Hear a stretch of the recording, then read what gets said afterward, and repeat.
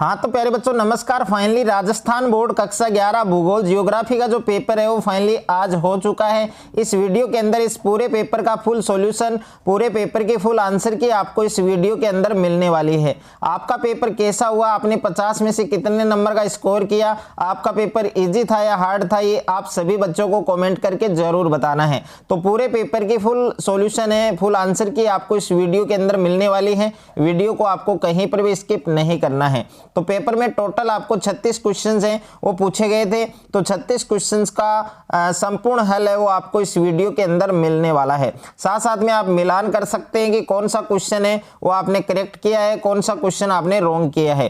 तो कक्षा 11वीं अर्धवार्षिक परीक्षा हाफ ईयरली एग्जाम 2025-26 का ये पेपर है, जो भूगोल का पेपर है, जियोग्राफी का पेपर है, जो आपके आज 25 नवंबर को हुआ है। इस वीडियो के अंदर इस पूरे पेपर का फुल सॉल्यूशन आपको मिलने वाला है।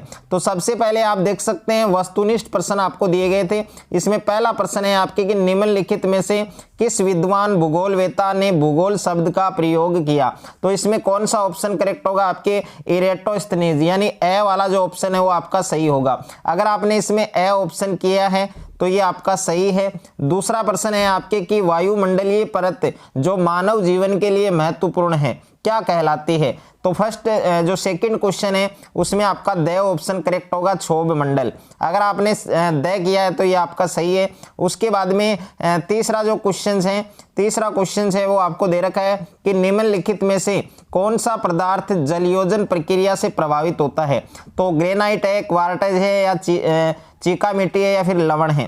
तो तीसरा जो क्वेश्चन है उसमें भी आपका द ऑप्शन करेक्ट होगा, लवण। तो और उसके बाद में नेक्स्ट है आपके क्वेश्चन नंबर 4 आपको दे रखा है कि निम्नलिखित में से किस देश की भारत के साथ सबसे लंबी स्थलीय सीमा है। तो 4 नंबर क्वेश्चन है उसका करेक्ट आंसर आपके ऑप्शन नंबर द होगा, बांग्लादेश। और उसके बाद में नेक्स्ट है आपके 5वां प्रश्न आपको दे रखा है कि करेवा की भू आकृति कहाँ पाई जाती है।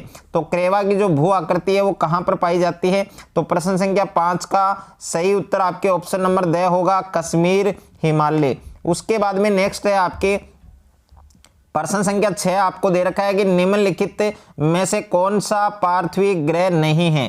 तो जो 6 नंबर प्रश्न है उसका सही उत्तर आपके ऑप्शन नंबर द होगा, शनि।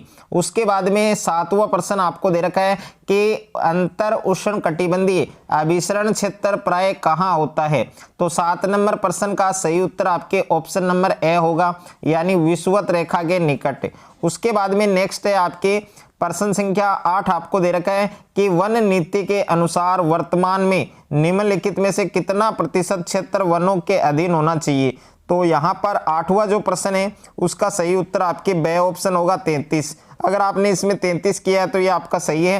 तो टोटल 8 मल्टीपल चॉइस क्वेश्चन थे। तो 8 में से कितने बच्चों के 8 में से 8 सही हैं वो बच्चे कमेंट करके जरूर बताएंगे। उसके बाद में रिक्त स्थानों की आपको पूर्ति करनी है। तो इसमें पहला प्रश्न है आपके यानी प्रश्न संख्या 9 दे रखा है, सिंधु नदी का उद्गम स्थल है वो कहाँ स्थित है। तो सिंधु नदी का जो उद्गम स्थल है वो कहाँ स्थित है, तिब्बत में। तो इसमें आपको तिब्बत लिखना था। पहला जो रिक्त स्थान है इसमें क्या आएगा, आपके तिब्बत आएगा। उसके बाद में दूसरा है आपके कि लक्षद्वीप समूह में सबसे बड़ा द्वीप है। तो उस द्वीप का नाम क्या है, आपके अंड्रोथ है।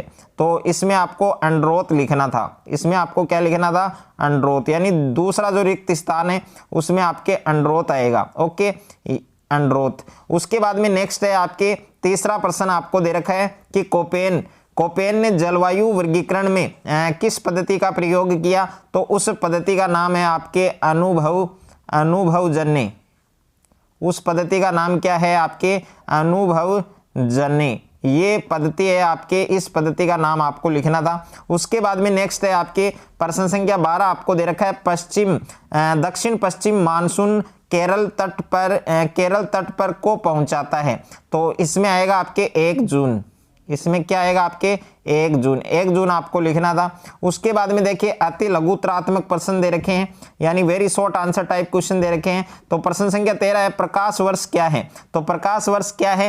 ये है दूरी की इकाई है। तो इसमें आपको लिखना था दूरी की जो इकाई है उसको हम प्रकाश वर्ष कहते हैं। प्रश्न संख्या 14 है आपके प्रतिबल किसे कहते हैं? तो इकाई क्षेत्रफल पर लगने वाला बल, इकाई क्षेत्रफल पर लगने वाला आंतरिक प्रतिक्रियात्मक बल है, उसको हम प्रतिबल कहते हैं। प्रश्न संख्या 15 है, डेल्टा और यहाँ पर ज्वारनद मुख में क्या अंतर है? तो डेल्टा क्या होता है? डेल्टा होता है कि यह नदी पर त्रिभुजाकार आकृति बनाता है, और जो ज्वारद मुख है ये क्या होता है? यह नदी पर गहरा और कीप आकृति बनाता है। बस ये आपको लिखना था। उसके बाद में नेक्स्ट है आपके प्रश्न संख्या 16 है कि अनाच्छादन किसे कहते हैं, और प्रश्न संख्या 17 है भूमंडलीय तापन क्या है, इनकी परिभाषा आपको लिखनी थी। प्रश्न संख्या 18 है जलोढ़ मैदान में कितने भाग हैं? तो जलोढ़ मैदान है उसके कितने भाग हैं? 2 भाग हैं। कौन कौन से? एक तो बागर है और दूसरा खादर है। प्रश्न संख्या 19 है, इरेटोस्थनीज कहाँ के निवासी थे? तो ये लीबिया के निवासी थे। ये कहाँ के निवासी थे? लीबिया। तो इसमें आपको लीबिया है वो लिखना था, और ब्रैकेट में आपको लिखना था अरब। ओके, यानी लीबिया अरब में। और उसके बाद में नेक्स्ट है आपके भूगोल शब्द का शाब्दिक अर्थ क्या होता है? पृथ्वी का वर्णन करना। बाकी लघुतरात्मक बड़े क्वेश्चंस हैं, और उसके बाद में निम्नात्मक क्वेश्चंस भी हैं। तो पूरे पेपर का जो फुल सॉल्यूशन है वो ऑलरेडी मैंने टेलीग्राम चैनल पर अपलोड कर दिया है, और जिन स्टूडेंट ने अभी तक टेलीग्राम चैनल को ज्वाइन नहीं किया है वो सभी बच्चे एक बार टेलीग्राम चैनल को जरूर ज्वाइन करें। वहाँ पर पूरे पेपर की जो आंसर की जो PDF है वो आपको टेलीग्राम चैनल पर मिल जाएगी। तो वहाँ जाकर आप पूरे पेपर का फुल सॉल्यूशन है उसकी PDF है वो डाउनलोड कर सकते हैं।